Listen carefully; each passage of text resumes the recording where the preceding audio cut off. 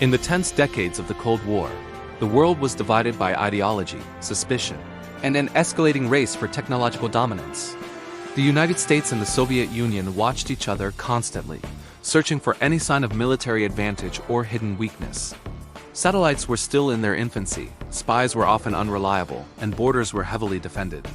In that environment, intelligence agencies began searching for new ways to observe their rivals from beyond reach. One of the most ambitious answers was a high-altitude surveillance aircraft known as the SR-71 Blackbird, a project deeply intertwined with covert intelligence programs often referred to as Operation Blackbird. The idea behind the Blackbird was simple but radical. Build an aircraft that could fly higher and faster than any interceptor missile or fighter jet, allowing it to photograph enemy territory without being stopped. But turning that idea into reality required pushing aviation technology to limits that had never been attempted before. The program emerged from earlier American reconnaissance efforts. In the 1950s, the U-2 spy plane had already proven that high-altitude aircraft could collect valuable intelligence.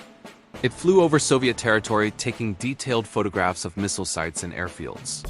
However, the illusion of safety ended abruptly in 1960 when a U-2 piloted by Francis Gary Powers was shot down over the Soviet Union. The incident caused a global diplomatic crisis and exposed the vulnerability of traditional reconnaissance aircraft. For American intelligence planners, the lesson was clear.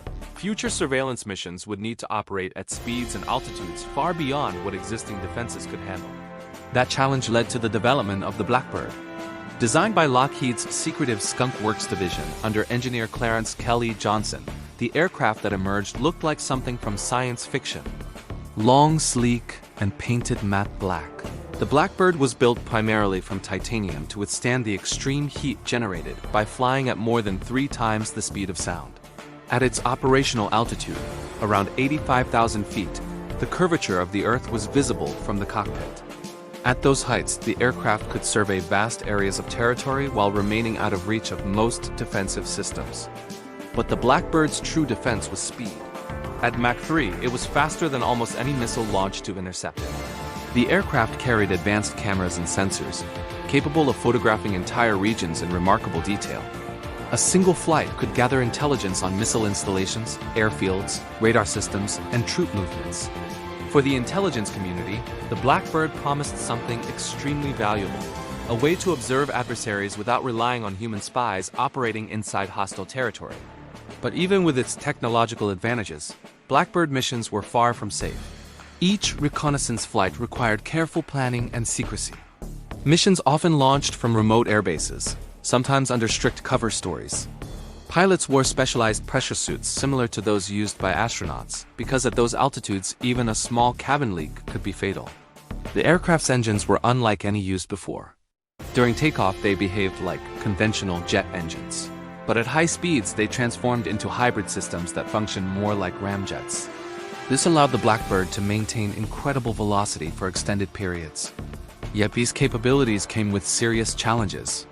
The aircraft expanded dramatically from heat during flight, which meant that when it sat on the runway, its fuel tanks leaked. Ground crews knew this was normal. Once the aircraft reached cruising speed, the metal expanded and sealed the gaps. Navigation at Mach 3 required extreme precision. A small error in course could mean crossing into airspace where enemy defenses were waiting. During Cold War tensions, flights near Soviet borders were especially sensitive, as one miscalculation could escalate into an international crisis. Blackbird missions were flown over some of the most contested regions in the world. During the Vietnam War, the aircraft conducted reconnaissance over North Vietnam and surrounding areas. Its cameras monitored air defenses, missile deployments, and supply routes. The intelligence gathered from those missions often shaped bombing strategies and military planning. The aircraft also flew surveillance routes near the Soviet Union and China, capturing images of nuclear test sites, naval facilities, and radar networks. These missions were designed to answer critical questions. How advanced were Soviet missiles? Where were new air defense systems being deployed? Were new nuclear weapons being tested? Every flight generated massive amounts of photographic intelligence. Back on the ground, analysts studied the images frame by frame. Tiny details like new construction at a remote airbase or unusual vehicle patterns could reveal shifts in military strategy. In the Cold War environment, where uncertainty often drove political decisions, such information was invaluable. Yet the Blackbird program also reflected the broader ethical tensions surrounding intelligence operations. Surveillance flights frequently occurred near or along the borders of sovereign nations without their consent. Governments whose territories were photographed had no control over how the information would be used. For critics, these missions represented a form of technological intrusion that ignored international norms. There were also risks for the pilots themselves. Flying at such extreme speeds and altitudes meant that mechanical failure could be catastrophic. Although the Blackbird was never shot down by enemy forces, several aircraft were lost in accidents over the years. Despite these dangers, the program continued for decades, becoming one of the most iconic reconnaissance efforts of the Cold War. By the late 1970s and 1980s, however, technology began to change the landscape of intelligence gathering. Satellites grew more sophisticated, capable of capturing high-resolution images without risking pilots or violating airspace directly. As space-based surveillance improved, the need for extremely fast reconnaissance aircraft began to decline. Budget pressures and shifting priorities eventually led to the retirement of the SR-71 fleet in the late 20th century, though the aircraft's legend continued to grow. Today, the Blackbird is often remembered as an engineering masterpiece, an aircraft that pushed the limits of what was possible in aviation. But its history also reflects the deeper dynamics of Cold War intelligence: secrecy, technological rivalry, and the constant struggle for information in a world defined by distrust. Programs like Operation Blackbird were not fought with conventional weapons, yet their influence shaped military strategies and political decisions across decades.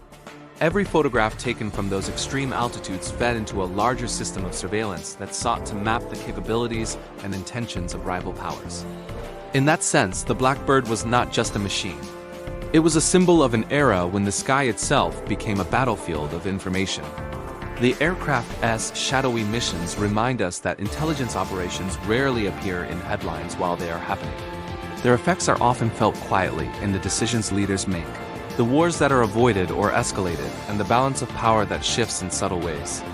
And high above the clouds racing across the edge of space at unimaginable speed, the Blackbird carried with it the silent purpose of the Cold War: to see everything reveal nothing and gather knowledge in a conflict defined not only by weapons but by who understood their enemy first.